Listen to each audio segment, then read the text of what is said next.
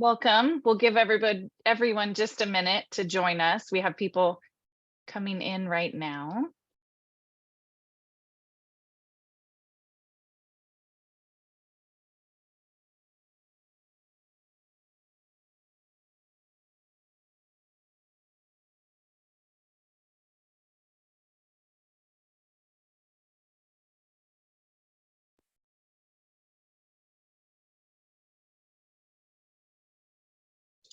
All right. Welcome to Say the Right Thing, presented by the National Book Critics Circle. I'm Heather Scott Partington, your tech host for this evening. Before we get started, I'd like to go over a few housekeeping details, and then I'll be introducing our moderator. If you'd like to show closed captioning and view a live transcript, you can click Show Captions at the bottom of your screen. You can also click View Full Transcript to view the transcript on the side panel of the meeting. And thankfully, we have Mylin Hill joining us tonight, offering ASL interpretation. She will be on screen for the entire presentation. Please take a moment to locate the chat by the text box in the bottom right and let us know where you're joining from today. Feel free during the conversation to join in and participate and use the chat box as often as you'd like. We will also have time for questions and answers for our panelists. If you have a question, we ask that you'll use the Ask a Question box at the bottom of your screen at any time, so we can bring it into the conversation, and we'll have a Q&A at the end of our conversation tonight. Ask as many questions as you would like. I will be monitoring the Ask a Question box as well as our chat, and I will post relevant links in the chat as our authors engage in discussion tonight. Before we begin, just a few announcements. The NBCC will be at AWP Seattle at booth 913 in the book fair, and we will have a featured reading and conversation on Friday, March 10th at 3:20 p.m. in ballroom 2 and 3 with Namwali Serpel and Honoré Fanon Jeffers, moderated by VP of Events, Jane Chabatari. The NBCC Awards will be live and in person at the New School again this year in New York City on Thursday, March 23rd at 7 p.m. The day before, on March 22nd, we'll have our virtual finalists reading. Watch our NBCC social media at @BookCritics for more details. And finally, our Emerging Critics Fellowship applications will open in early April. You can find more information about this and all of our initiatives at bookcritics.org. Now on to our show. Tonight's panelists will be discussing Say the Right Thing, how to talk about identity, diversity, and justice. Our moderator tonight is Julie Lythcott-Hames. She believes in humans and is deeply interested in what gets in our way. Her work encompasses writing, speaking, public service, and activism. She is a New York Times bestselling author of books on human development, a TED speaker, a former Stanford dean, and a lawyer, and she holds degrees from Stanford University, Harvard Law, and California College of the Arts. Welcome, Julie. Heather, thank you so much for that introduction. I am honored, really, to be here as part of this NBCC offering tonight. I want to thank Jane Chabatari for inviting me. I want to thank you, Heather. I want to thank Mylin for translating. I took sign language in college here. My hands are trying to prove that, which I can't because I haven't spoken it in years, but I am delighted, even more delighted that Mylin is here offering translation live for our deaf viewers. I am super excited to be here with this amazing book, Say the Right Thing, hot off the presses, y'all. And it's two authors, legal scholars, Kenji Yoshino and David Glasgow. The three of us are going to be in dialogue for a while. Then we're going to open it up to your good questions. And we're just super excited to be here and really grateful to everyone who's joined us for making us and this conversation a part of your Thursday night. You could be doing any number of things, but you've chosen to be with us, and we hope to make it worth your while.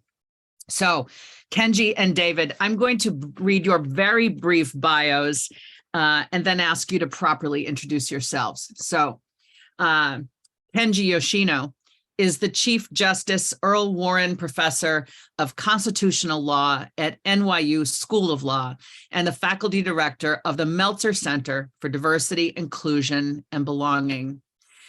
David Glasgow is the Executive Director of the Meltzer Center for Diversity, Inclusion, and Belonging and an adjunct professor at NYU School of Law. That's what it says on the book flap of your marvelous book, but I really would like you to do a proper introduction, each of you. And here's what I mean. I'm sure that many in the audience tonight and watching subsequently are familiar with you and your work. But for those who are not, let us open with proper bios. Let me frame it this way. Tell us what we need to know about you to understand how you came to be the duo who cared about this subject to such an extent that you decided to write this marvelous book together. Which one of you wants to go first? I'm happy to pick that up, and I want to thank the National Book Critics Circle for this incredible event, and you, Julie, for hosting us, and Malin, of course, for her excellent interpretation. So I want to begin with my civil rights activism, actually, more than anything else. So I came into sort of consciousness politically right after college, when I sort of came out of the closet as a gay man and went off to law school to get involved in civil rights and particularly LGBTQ plus rights at a time when it seemed like the ice was breaking up. When I graduated from law school in 1996, the Supreme Court handed down its first major pro-gay decision in the Romer versus Evans case. And I decided that I wanted to be a legal academic who worked on LGBTQ plus issues and civil rights issues more broadly. And that's really been my legal career ever since then. I will say, though, that a few years after I got started within the law, I began to realize law's limitations. I revere the law. I'm still delighted that I'm a lawyer. I don't think I missed my calling. But I gradually came to realize that law could set the floor, but not sort of build above the floor with regard to many of the issues that I cared about. So law is really good at getting us same-sex marriage, but law is not so good at the Hearts and Minds Project of teaching us, how to engage with our colleagues who, are gay or trans or, any other identity. And so that really led me to think, in my first book, covering the hidden assault on civil rights, about how culture should build above that floor. And long story short, my answer really came in diversity and inclusion initiatives. So one of the things that was incredibly exciting to me was that organizations at that time were really thinking hard, right, about diversity and inclusion. And I thought, oh, this is really important and this is really it. And so about sort of 6 years ago, this culminated in me and David together founding the Meltzer Center on Diversity, Inclusion, and Belonging. We were originally just the center, and we just became endowed in the last year. But it's been a wonderful ride since then. So we operate really on two tracks where we think about the law, but we also think about how super compliance initiatives like saying the right thing, like being a good ally, those kind of habits of the heart that manifest themselves not in statutes and in constitutions, but in conversations, can actually build the more inclusive culture that we're all seeking. So I really view my career as all of a piece. I think oftentimes when people hear diversity and inclusion, they expect someone to be a psychologist or an organizational behaviorist of some stripe. And I really respect the work of those who do that. But for me, this D&I work is the ongoing work of civil rights that we do, not in the courtrooms or in our legislatures, but in our dining rooms, in our break rooms, right? And really, in the public square. So that's how I got into this work, and I'll throw over to David as to why he was able to be persuaded to join me in this 5 years ago. So I think I have a fairly similar story to Kenji, even though we grew up in quite different circumstances from different countries, different generations, in the sense that I became really interested in issues of inclusion and belonging, really from my childhood, I think being shaped also as a gay man. At the time, I was in an evangelical Christian sort of milieu within my family and church community, and so was feeling my own kind of deep sense of a lack of belonging and lack of inclusion. And I think that really shaped for me my political orientation and my inclination to want to try to create cultures where everyone feels a sense of inclusion and belonging. And so I went into the law again, sort of for similar reasons to Kenji, kind of thinking about the law's role in shaping those kinds of cultures, and ultimately became an employment and anti-discrimination lawyer. But I found the practice of law to be quite limiting, because you really only come in at the point where something has gone terribly wrong, or maybe you're advising an employer on structuring their policies, but still it's all through a compliance lens of when something is illegal or legal. And I realized that there's so much more to life than what's legal and illegal. And so quite similarly to Kenji, I was sort of drawn to diversity and inclusion as a field because it really returned me to that original thought that drove me to become a lawyer in the first place, which is what can we do collectively in our day-to-day interactions with one another, in the way that we live together and work together to create an environment in which everybody feels that sense of belonging. Nice. I can't help but be struck by the fact that here we are, 3 lawyers. I haven't practiced in this century, but I did go to law school. I went to law school for a reason not dissimilar to yours. I'm struck by the fact that we have 3 lawyers here, people who have devoted study, time, effort toward seeking a more just, co-creating a more just human existence. And I can't help but wonder if the unbelonging we each felt, either consciously or subconsciously in our childhoods, being queer, being of color, being of whatever our backgrounds and identities may be, and the complexity of them, if that formed a stirring in us to pursue law, to pursue achieving greater justice in ways that we may not have even appreciated when we filled out those law school applications. Here's what I want to ask next. Now knowing a bit more about each of the 2 of you, I want to pull the lens out from you, the individuals, to America. This American moment is one that has put your field, diversity, inclusion, belonging, front and center. There are those who detest the work and call it wokeness and see it as the very undoing of our nation. And then there are those of us, I'd wager most of us, if not all of us here tonight, who champion your work and the field within which it sits, and are grateful that assumptions and presumptions around power and knowledge and experience and validity are being upended, and that we're learning, with your help and others, to be better at being human alongside humans who are radically different than whomever we are and what we know. So you are, with this book and with your work more broadly, meeting the moment. I want to know what that feels like to you. What I mean is, when you were law students, both of you, Kenji and David, when you were imagining the justice-seeking work you would do, I don't think you could have imagined the summer of George Floyd and Amy Cooper, and insurrection, the mocking of critical race theory and social and emotional learning, for that matter, the suggestion of secession from the Union. Could you have imagined it?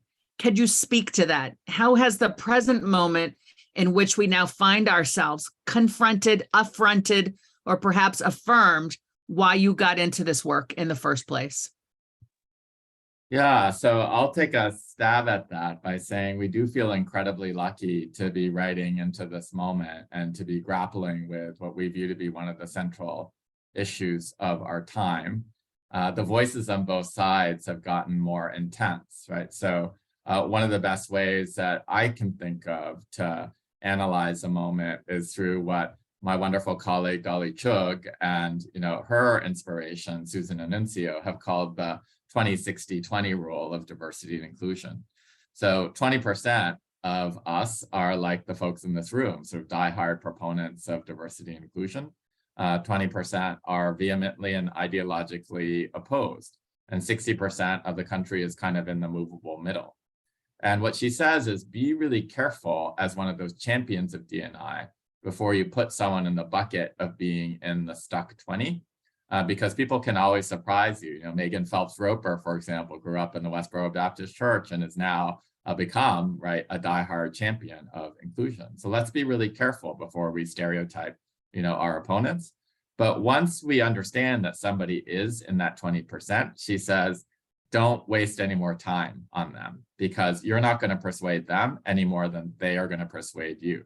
So when you are in conversation with them, as sometimes we have to be, understand that even then you are not trying to persuade them. Your true audience is the 60% of people who are listening in from the side. And that's really why we wrote this book, because we thought about the different value propositions that both sides were offering to that middle 60%.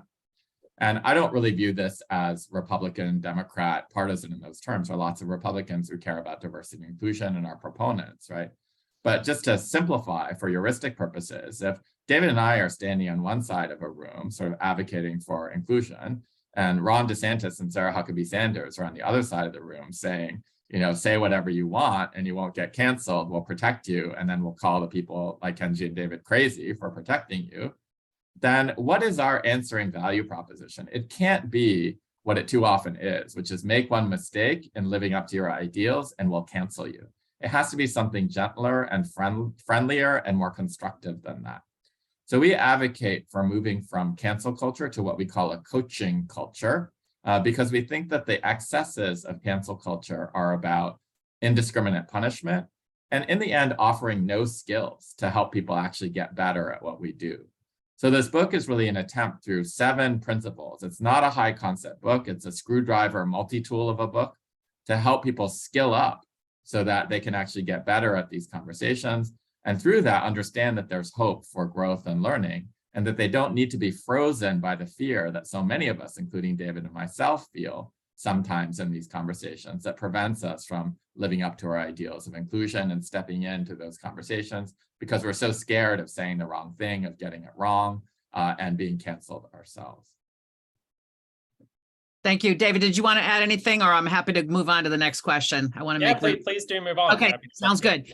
Sounds good. I'm struck by the very human level of your discourse around this subject. So one of you mentioned that law proved to be inadequate at the task of achieving all the change, right? You can change policies and laws, but the work of changing hearts and minds is the work of believing that a human's heart and mind can change, and then figuring out how to be with them in the space of heart and mind to move toward that change. So I love that your theory of change implicitly is that each individual human can and should be willing to grow.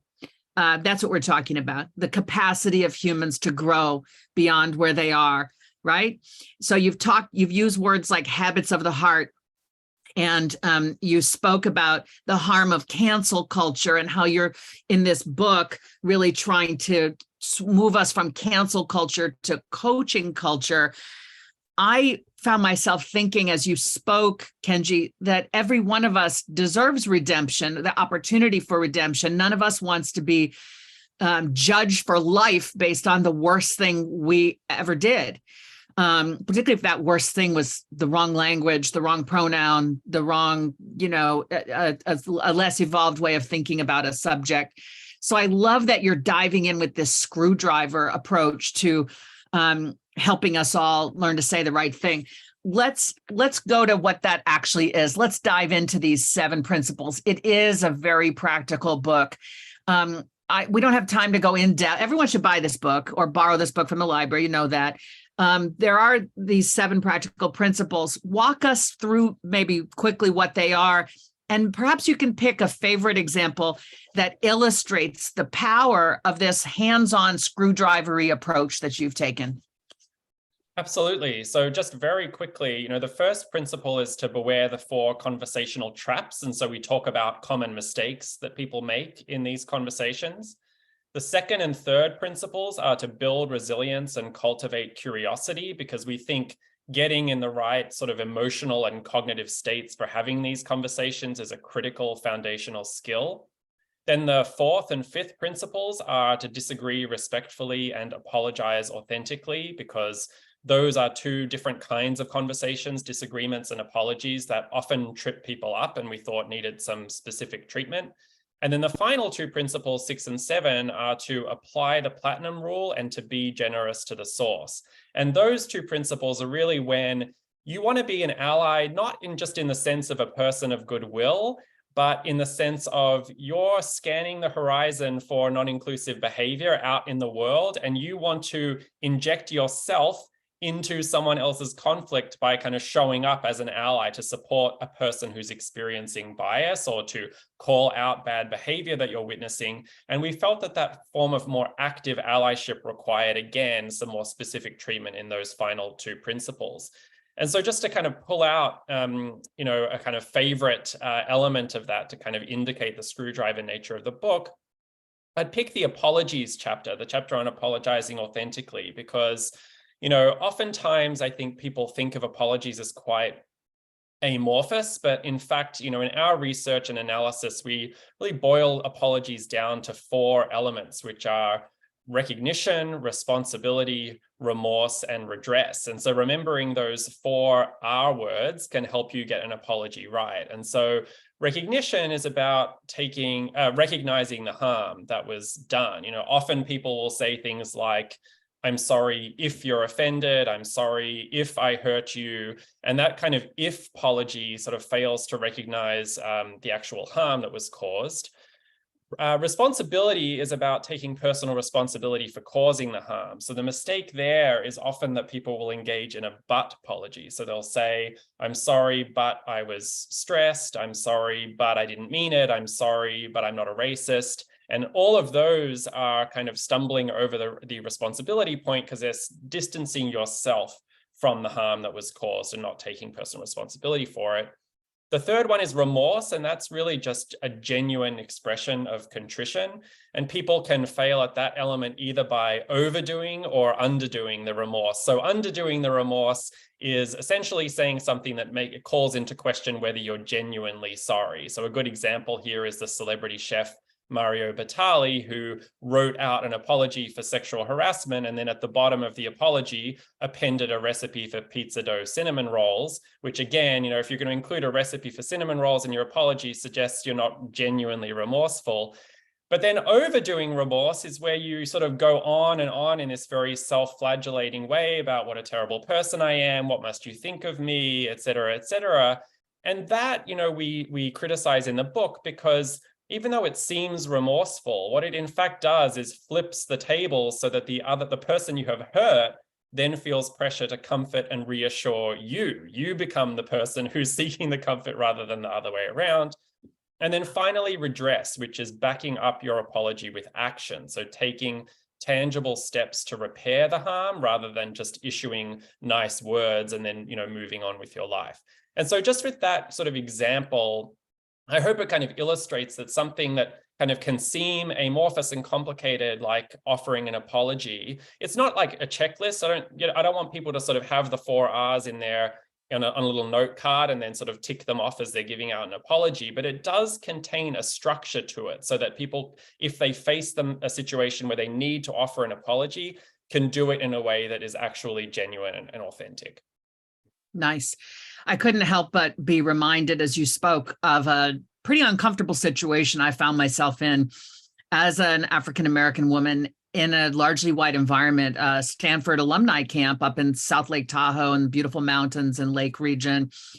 And I was sharing with my friends there, who I see once a year, that I was soon to be publishing this memoir, Real American, on my experiences as a Black and biracial person growing up in predominantly white environments. And a set of friends were on a picnic table and they wanted to know, what's in the book. And I said, well, it's full of anecdotes and here's an example. And I told an example of something I experienced as a kid or a young adult. And my white female friend put her hands on her head and started to cry. And she was, for a moment, I was moved by the fact that my sharing this story had moved her. But then what happened was precisely what you described. Her pain her anguish over and she was not being accused of anything. She was just having so much feeling around what I had shared that all of a sudden she was the subject of everybody's focus. And this person here who had dared to share an unfortunate story, who hadn't been properly supported at the moment when I was 7 or 11, was still not being supported in the moment. Now it was all about my friend's tears. I managed to tell her what's happening right now is actually part of the dynamic that I write about. So it became this, and then I had to worry, do people understand? I'm not being uncompassionate toward her. I'm trying to share with her that we are now caught up in the dynamic of what happens. It was incredibly complicated. So I just wanted to note that. The question I have for you is, in the Apply the Platinum Rule chapter, which I'd love for you to define for us what it means to apply the Platinum Rule, not the Golden Rule that we've all been taught, but the Platinum Rule, which is a step above. You talk about the difference when we're trying to show up for others. You talk about being a champion versus an assistant. You call it the champion-assistant dilemma. Many people on the webinar want to be the right person and do the right thing to support the person who's been harmed or we perceive has been harmed. So tell us what the Platinum Rule is and tell us what it means to be a champion versus an assistant. Great. I'll take that in the opposite order for reasons that I hope will become apparent, but I'll answer them both. So we think of the champion-assistant dilemma as the dilemma of whether to be a champion, i.e., I shouldn't wait for you to have to speak up, Julie, as an affected person. I should just step in whenever I see that kind of microaggression, which you just so movingly described, and I should speak up on your behalf. It shouldn't be on you to do it, right? But at the same time, the assistant role is more like, I'm here actually just to be your backup singer. So if I actually step in and I don't ask you if I can intervene, maybe you don't want me to intervene, right? Maybe you think like Kenji's making this all about him. I could have taken care of this myself. Yes, it was traumatic, but I want to process it with this individual with whom I have a relationship with. So that's a dilemma. On the one hand, we feel terrible, right, when we don't speak up. And so that galvanizes us into action. But when we speak up in too insistent a way without consulting and being mindful of the needs of the affected person, oftentimes we fail to truly assist, the person. So how aggressive or not to be in our allyship is this kind of champion assistant notion, because allies are supposed to be champions, but they're also supposed to be there as support. So how do we actually reconcile those two roles? So now you see why I teed that up first, because that's a dilemma. And I think the Platinum Rule gives us the beginning of a solution. So the Golden Rule, as we all know, is help other people as you would wish to be helped. But allyship always occurs across differences of advantage. And so we should be very, very careful, following the great philosopher Martha Nussbaum, to think that we can fully inhabit another human being's experience, particularly when there are differences of power or advantage between us. So the Platinum Rule says, don't do the Golden Rule. Your ability to imagine your way into the other person's experience is too fraught and incomplete. Instead of saying, I'm going to help this person as I would wish to be helped in that scenario, ask instead, or say instead, I'm going to help that person as they would wish to be helped. And that is going to require more curiosity, more resilience, and perhaps some conversation with the other person to truly understand where they're coming from. And if I can bring this full circle and apply it to your circumstance, I think that this sort of allows us to thread the needle in sort of understanding when to be a champion and when to be an assistant by saying, what does this affected person need from me, right? And in fact, if your colleague who burst into tears had asked herself that question, what does Julie need from me in this exchange, right? I think she would have been really careful, right, about her reaction and would have been able to self-regulate her emotions a little bit more. So in the Platinum Rule chapter, we talk about how allies can, with the best of intentions, inadvertently burden other individuals, either cognitively or emotionally. So cognitively, that can take the form of, please educate me about your group. We've all been there, right? No matter who is trying to be our ally. But the emotional one is just as telling, which is a phenomenon of ally tears, where it's really just on all fours with what you just described, where you give powerful testimony about an experience of bias that you've had, and then your friend, as the ally, bursts into tears, And then what happens in that scenario? Well, what happens is, if not all, at least much of the attention gets siphoned away from you and gets put on her as the ally. She's truly there as an ally. She should reject that attention. So I'm not as hardcore. I don't think David is as hardcore as Robin DiAngelo when she says that when white people cry, when Black people are talking about their experiences with bias, she forcibly escorts them from the room because they're not being helpful. But I do believe in something that DiAngelo says elsewhere in her book, which is we really need to self-regulate and learn to do that as allies, so that I know that I have teared up when hearing about real experiences of other people. But when people turn to me, as they will, right? Particularly if I'm a senior person in the room, they will turn to me to make sure that I'm okay. And my job is to say, I'm having a really powerful reaction to, say, Julie's story, but we're listening to Julie now. So the attention shouldn't be on me. I can take care of myself. Let's go back to Julie. And if I'm really unable to keep it together, like I have my hat on the picnic table, then I need to leave, right? Myself, take myself away from the situation, gather my emotions, and come back when I'm really ready to show up as an ally, because otherwise I'm not the ally, right? And that too is something that we can instruct ourselves to do according to the platinum rule. And I think I'm inferring and certainly trying to draw upon my own lived experience as I infer this. Sometimes we determine what the platinum rule level of response is with eye contact and subtle body language, right? You look at somebody like, do you need my help right now? Like you sort of signal like, we can signal to each other, I am here. I am noticing. Do you need help? Do you need it from me? What help might that be? We can communicate a lot of that with our faces and with our body. Am I right? 110%. Like oftentimes it is a situation where you don't want to ride in as a savior, right? This is the danger of being, the too much of the champion, not enough of the assistant, because the social science tells us, this is Monica Schneider's work, that when you give unsolicited or assumptive help, oftentimes the inadvertent message that you send is a very patronizing one. If you can't handle this on your own, unless I come riding in on my white horse and save you, right? So in those instances, we really want people to have those very sort of sensitive, tender, one-on-one, ideally conversations that say something along the lines of, I noticed and cared about what just happened there. Can I be your ally? Or, as you put it, and Julie, in real time, just having that kind of knowing glance, like just checking in, asking to ask, would it be okay if I jumped in here? I know you probably have this, but I'd love to be your ally if you need me, right?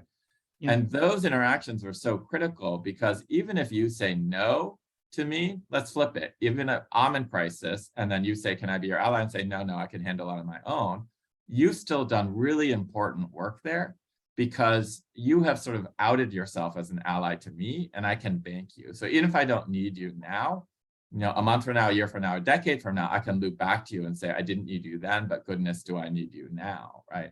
And when we talk to affected people, what they say over and over again is, I don't know who my real allies are. There's a lot of optical performative allyship going on, right? And so we don't really know, right, who's gonna sort of, be by our side when the rubber hits the road.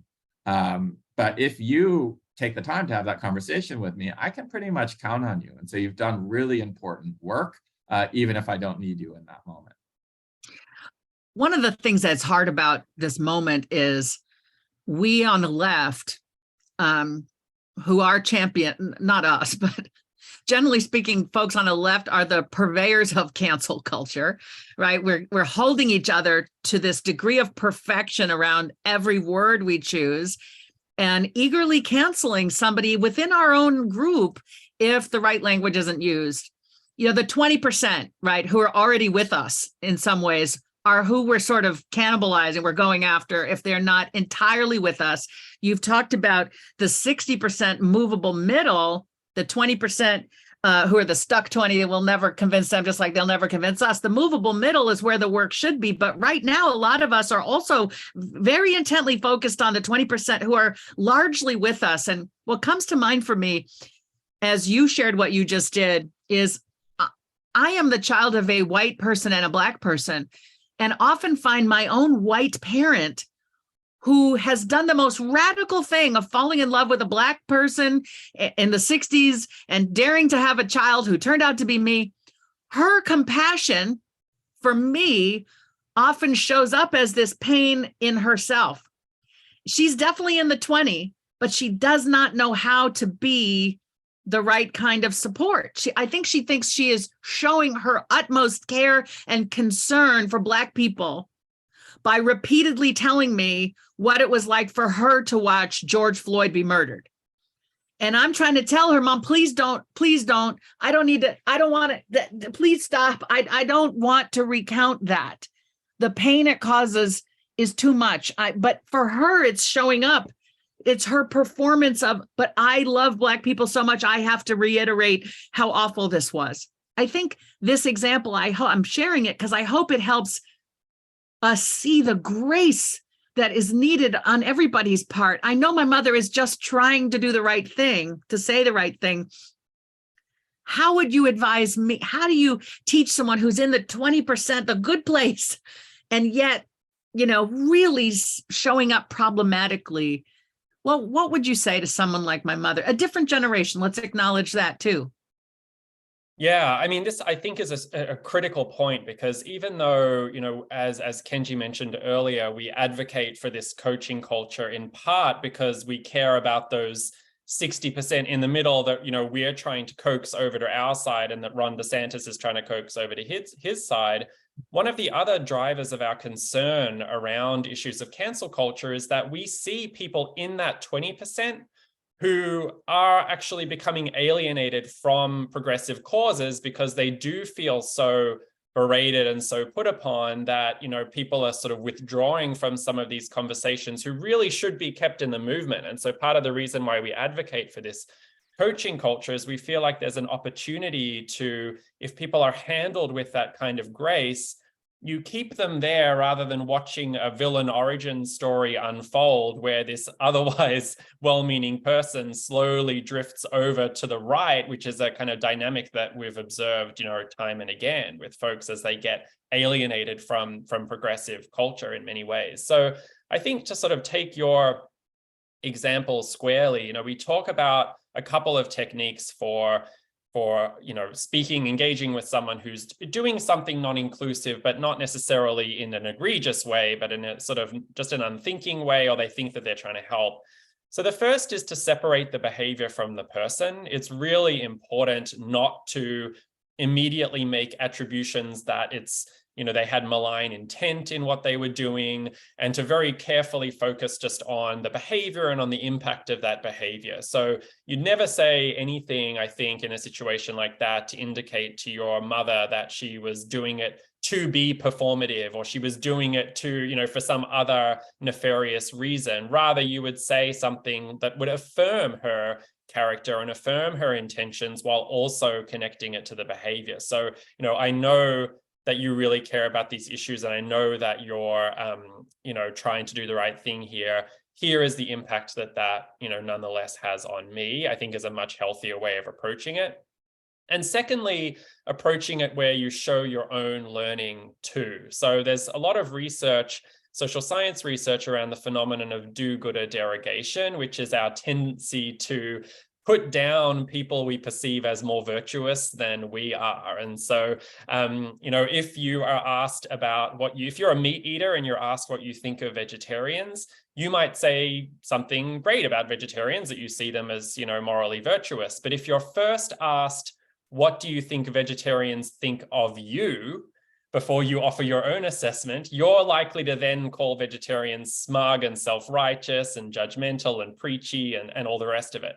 And so there's a very similar dynamic in this domain as well, which is when you're confronting someone for perceived bad behavior on these issues, you need to be really careful not to do it in a way that positions you as a kind of moral authority wagging your finger at the other person, but rather approaches them in a way where you're approaching them as an equally flawed peer. So you might say something like, I've made a lot of similar mistakes like this in the past. And here's an example of a time when, I said such and such to someone from another community that I was trying to support, someone in the disability community or what have you.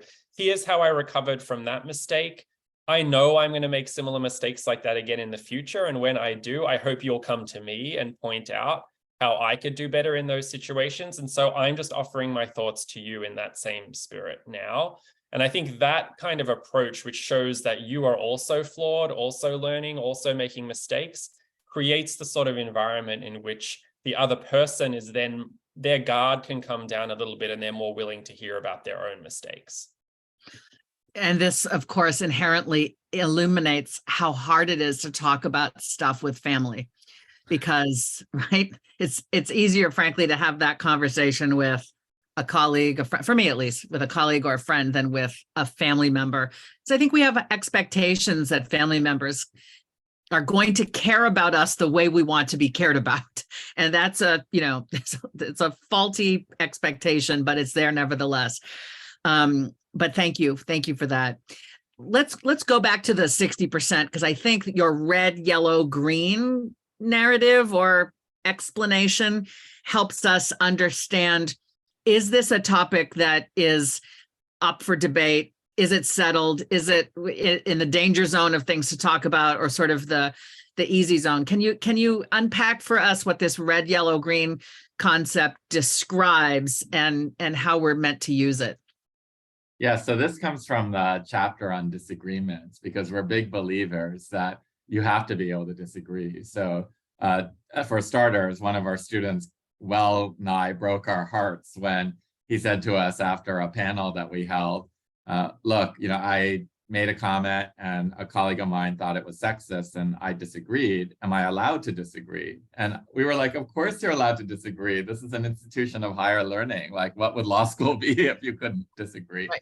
But we also, understood where he was coming from, because sometimes it feels like there are things that are so kind of hot in our, culture wars that if you disagree, if he as a man disagrees with a woman who is calling him sexist, that that he needs to be really careful, about that. And so that led us down a kind of rabbit hole, if you will, of thinking about the different kinds of disagreements there are in the circumstance, because there are topics when we were kind of chewing this over where we thought, well, no, you kind of aren't allowed to disagree on some issues. And then other topics that clearly you are allowed to disagree on, and then some topics that are in the middle. And so how do we discern, among these contexts? So we just use that traffic light coding that you described of, green, yellow, and red to say, if you're in the green zone, disagree away, right? So there's certain identity conversations that we think are, kind of very, very green right now and up for debate. So for example, are quotas a good idea, right? Are gender-based quotas in the workplace or in parliament, and legislative bodies a good idea? Obviously, different jurisdictions differ on this. Scandinavian countries have them sort of ad nauseum, right?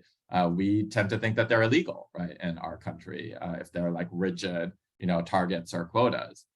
So who's right on this one? And one could argue this as somebody who really cares about feminism, as we both do, and say sometimes quotas might not help women, right? And so we could have a robust debate about that. I personally don't hold that view, but we can have that debate, right? On the red side, right, if someone says well, I don't think women should have the right to vote, right? There are, people who are out there like the Ann Coulters of the world who are saying, I don't think women should be allowed to vote. And that was a sorry day when they got the right to vote. And we just think okay, you're a provocateur. I'm not going to engage because this issue is so settled.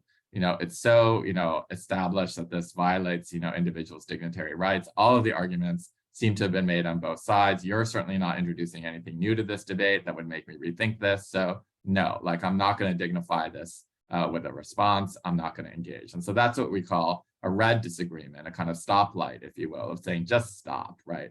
And that's when you disengage from the stuck 20%, or when you say there are times to empathize and there are times to smite, as the great Melissa Harris Perry says, right? And that's where you can move from empathy mode into smiting mode.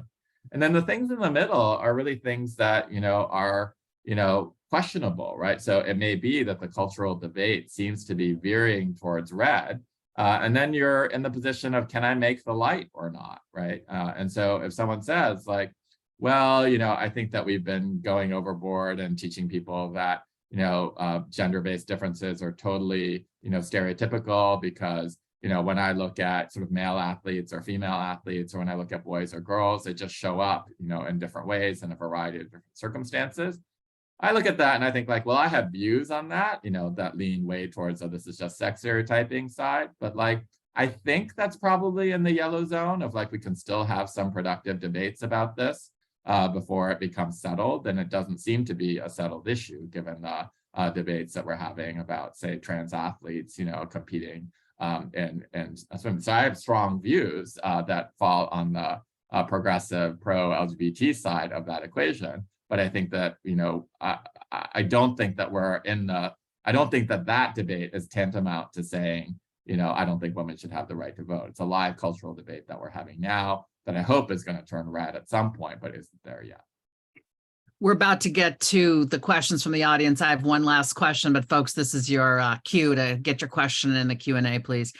I think one of the things I found hardest about where discourse in America has arrived lately is the maligning of what some people refer to as identity politics. Whereas I think the flip side of that is we are finally feeling permission to be in our full identities and speak from that location. We've all gone to law school. When I learned about originalists and strict constructionists, those folks who regard the Constitution that way, I thought, now how am I going to be an originalist or a strict constructionist when my great-great-great-great-grandmother was written in as 3/5 of a human because she was a slave, right? How do I believe in an original constructionist view of a document that did not contemplate me as fully human? How do I do that? And so a more up-to-date example is I was invited to do a debate with Better Angels about sort of the state of America as we were heading into the 2020 election. And I said, y'all, I'm afraid of the rise of white supremacy and the permission that's been given to white supremacy in the Trump administration and the drumbeat that we hear. And I really fear that violence is coming, whether he's voted out, or impeached out or what have you. And the response on the other side was to tell me that white supremacy is a fringe movement. Nobody said, Julie, I can't know what it's like to be you, but as a Black woman, I imagine the fears you are describing are real. No compassion. And with a lack of compassion, I shut down. And then, of course, there was an insurrection and I had the last laugh. I wasn't laughing, but I was like, y'all, I literally told you I was afraid of this kind of thing happening. And lo and behold, many months later, it did. And all you could do was tell me why my perspective was wrong. And that if we weren't so caught up in identity politics, and I think they use this term, maybe we could be more rational thinkers. That was the conflict. I was the identity politics person in their view, incapable of rational thought. My view was, only when we can appreciate that identity is the root of our experience in America in a lot of ways, can we really engage in rational thought. How do you wade into this identity politics concept and conundrum? Yeah, so the example that you gave, I would analyze as a classic example of deny in the avoid, deflect, deny, attack formulation that we have in our common conversational mistakes chapter. So deny is where someone just, puts up a wall, here's your perspective and just reflexively says, you're wrong, this is identity politics, that's fringe, and just completely sort of dismisses whatever it is that you're telling them. And so one of the ways to kind of overcome that form of denial is to cultivate curiosity. And again, that's why we think curiosity is one of the foundational skills in this domain, because it's really about a recognition that if you are a white person in society and you're engaging in a conversation about race, there's going to be a tremendous amount of knowledge that your conversation partner may be bringing into that conversation that you lack because of your lack of experience dealing with that issue in your own personal life, right? And which is why it's important to enter these conversations from a perspective of radical humility. So I think one of the biggest mistakes that person, made in conversation with you, or those people made in conversation with you, was to just sort of charge in with this very strong perspective that this is just fringe and this is just identity politics, as opposed to hearing what you're saying. Perhaps they don't understand it. Perhaps they think, that doesn't really make sense to me. But what we want people to do in that situation is to sort of, rather than assuming you don't get it, apply the skepticism to yourself. Assume, well, maybe I don't get it. Maybe there's something I'm missing in this conversation. And so we ask people to do what the philosopher Christy Dodson describes as entering a nuclear physics seminar. So imagine that when you're entering these conversations, it's like going to a nuclear physics seminar where, even if I've done all the assigned reading, even if I have strong opinions about nuclear physics based on what I've read or learned in the past, I'm nonetheless going to go in with a perspective that there's going to be a lot that I don't understand. And if I'm hearing something that doesn't sound right to me, I'm going to have to ask a lot of questions and constantly be vigilant about whether I'm really getting it or not. And I think what I would love to encourage, and what we do encourage in the book, people, whether it's a white person entering conversations about race or a man entering conversations about gender or any area where you lack some of that knowledge, is to treat it a little bit like that nuclear physics seminar. So for someone to actually say to you, hey, Julie, that doesn't really, resonate with my own experience, but what am I missing? What are you seeing here? And allow you then to sort of share your own perspective in a way that they can generously listen to it rather than sharing their own perspective in a definitive kind of a mode. Thanks. Yeah, and of course, who is more inclined to approach life as a nuclear physics seminar has everything to do with how much privilege and position and power we feel we have, right? Those of us who are from backgrounds traditionally marginalized in elite conversation are more likely to feel the imposter syndrome, more likely to feel like the student unprepared or willing to be the learner in the physics seminar, whereas those accustomed to always being in the group that is in power and is listened to don't even realize that, they're in a physics seminar. They just think they're a physics genius, right? So, all right, let's turn to a question by our very own Jane Chabatori, who's really wanting to bring this inquiry to the realm of book critics, since we are here with the National Book Critics Circle. That is entirely fitting. Her question is, how might your coaching culture work in terms of cultural gatekeeping by book critics and reviewers who are choosing which books to review and which books to honor with various awards? How would you coach the folks who are really, holding the key to these opportunities for authors? Yeah, so I think David did an excellent job of talking about curiosity, which is, I think, the virtue that we most want to cultivate here in addressing this issue. And he talked about two things, right? One is where you lack knowledge, fill those knowledge gaps. And he talked also about the kind of times when you're ignorant of your own ignorance, right? There's a difference between, as Donald Rumsfeld says, the known unknowns and the unknown unknowns, right? So the nuclear physics seminar kind of posture is a really good way of thinking about the unknown unknowns, right? It's where, there isn't a body of knowledge that you can go out and acquire necessarily, but you're adopting a posture of radical humility when you think that you know something in order to keep an open mind. The last thing that I will add, and the only piece of the curiosity chapter that he didn't cover, is what we call the internal running commentary of skepticism. And I think this might be a tool in addressing Jane's dilemma as well. This comes from the education professor, Daryl Wing-Sue up at Columbia. And he says that whenever somebody is testifying, about their own experience, which in the book world is often what we're getting, right?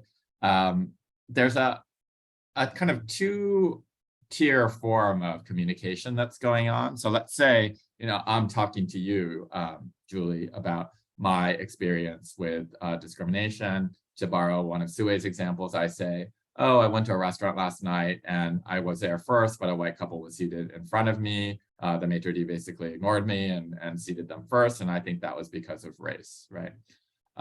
Well, you hear me, but when you're listening to me, he says, if you're like most people, there's a two-tier communication going on, like you were listening to a talking head on CNN. So I'm there as a talking head, giving you my testimony. But underneath is that CNN crawl, right? That has like a running commentary underneath me. And what Sue says is that running commentary can be incredibly destructive of my testimony because it will contradict whatever I'm saying. So he says the natural tendency, because we believe in a just world and a fair world, we believe power structures are real. This is called the just world hypothesis, that if I'm speaking about some kind of bias, there is a chiron that is running underneath me that says something along the lines of, well, maybe the white couple had reservations and you didn't, or maybe the maitre d' just saw them first and didn't see you, and so there's no bias involved, right? Or maybe like, here's a person who's always talking about race and complaining about, his victimhood despite all the other privileges he has, so let's ignore him, right? So Sue says, be really aware of that running commentary of skepticism and crush it, right? Really try and shut it down, because until you are aware of it and you can shut it down, you're not going to be able to really hear what they're saying. So I think all of these tools are extremely helpful with regard to the cultural gatekeeping that Jane is discussing, because first of all, if you don't know something, fill those knowledge gaps. So if you're reading something about, I don't know, about Haiti, right? And you have no idea how to evaluate it as a description of, Haitian culture, then learn something about Haitian culture that would allow you to evaluate, whatever, the novel Liberty, right? According to, the appropriate standards. When you don't know that you don't know, and you're just kind of going into it and you don't really think about it in identitarian terms, if you think that there might be any kind of identity aspect to it, be humble. Like, think I'm in a nuclear physics seminar, so don't think like, oh, I already have seen this book, or I already know what this person is trying to say and they didn't do it well. Have the radical humility to say, against what standards am I judging this? And might it be the standards that need to change rather than the author's, presentation? And then last but not least, quash this internal running commentary of skepticism. Just be aware that it's there whenever we're reading individuals' work that's unfamiliar to the canon, which is going to be stacked towards the dominant groups historically. And just say, like, I understand that there's going to be an internal running commentary of skepticism that says, like, oh, this person is saying that Ocean Vuong is writing this incredible memoir, but, it sounds too much like whatever, Paul Monette or James Merrill or other sort of LGBT writers. So, I'm just going to discount it as unoriginal. Like, interrupt that running commentary of skepticism so you can actually hear what he's actually saying rather than what your preconceptions tell you to believe. I don't see any more questions. I'm just going to leave with a final one from yours truly. But first, I just want to compliment you so highly. We happen to be in my office where I write, and some of my books are out here. And on this shelf here is sort of race and America are these shelves. So Dolly's book is back there, Dolly Chugh, Jennifer Eberhard's book. Other books in this space are here, and those books are excellent. And this one is different. I have to say, as somebody who reads in this space fairly regularly, that I find the practical screwdriver nature of this book to be so reassuring. What it gave me as a reader was the sense, not only that I should, because I know I should say the right thing, it showed me specifically how, in a number of different scenarios, this really is the toolkit that you purported it to be. So thank you and congratulations. I think it is not to put too fine a point on it to say that our democracy is under a type of threat right now that we haven't seen in some time. We are disbelieving one another. We are not listening to one another. We are denying the truth of facts. And I do believe that language at the level of each individual daring to speak to that other human is the way to heal us and to hold our democracy together. So no pressure, guys, but what is your message to someone in the 60% of not only, yeah, you should, but yes, you can? What is your message to invite people to take up this book and dare to open it? Well, first of all, thank you so much. That's such a lovely thing to say, and I really appreciate your words. So, I think what I would say in answer to your question specifically is, I myself have grown in this domain of identity conversations, and I don't want to speak for Kenji, but I think, he would also say that he's grown, that we've sort of seen in our own trajectory over our own life areas where, as allies, we have stumbled in these conversations and where we have grown better at it through practice. And our strong belief in writing this book is that we ought to treat this domain as an area where there are learnable skills. This isn't just something that you're either good at or not good at. This isn't something where if you belong to a particular generation, you've just missed the boat and you don't understand, what people are talking about. This is the reason why we broke it down into these chapters and with the screwdriver nature of the advice is that we really feel that, these conversations are learnable skills. Treat it like learning a language. You're never going to get fully fluent as a native speaker would, but you're going to be able to, through practice, get better over time. I know we're running over time, so Kenji, I'll let you chime in with any thoughts if you had as well. I too want to say thank you, Julie and David. I thought that was beautiful. The only thing I would add is, oftentimes I think about the difference between living under our ideals and living up to them. And I think we have really, really wonderful ideals in this country, right? And I would say the vast supermajority of us do believe, even to this day, in inclusion and equity and fairness. And so I hope that the goal that I would give, in addition to all the wise things that David has said, is that there's an enormous joy, right, in saying, I'm no longer going to live under these ideals. I'm really going to try to live up to them, right? And so we're trying to give people the tools to close that gap. But I think I would be remiss if I didn't say that there's a huge amount of joy in that struggle, right? There's a great joy in saying I was a more just person in my life today than I was yesterday. Nice. Well, back over to you, Heather, with thanks, I think, from all of us for the opportunity. What a beautiful thought to end on. Also, this was incredibly practical and helpful and inspiring. And I know that all of our attendees tonight are grateful that every one of you was able to give your time. We want to thank Mylin, I apologize, for being our interpreter tonight. I'd like to thank Julie and Kenji and David for all of your wisdom and for such an engaging and at times vulnerable conversation too, which really made this incredibly meaningful. I want to thank Jane Chabatari for our VP of events, for organizing our panel. And I'm going to put 2 links into the chat just quickly. If you liked what you saw here and you'd like to be a part of the ongoing conversation about literature, about books in this country and ideas, we encourage you to join the National Book Critics Circle and be a part of the conversation. And if you'd like to donate to support our programs and enable us to continue to do things like this conversation tonight, our membership link and our donation page are both there. We will be having our in-person award ceremony, free, open to the public, March 23rd in New York City. All kinds of exciting happenings, so be sure to check us out at bookcritics.org. And on social media, we are at Book Critics. Thank you again, everyone, and have a good night. Thank you so much. Thanks, everyone.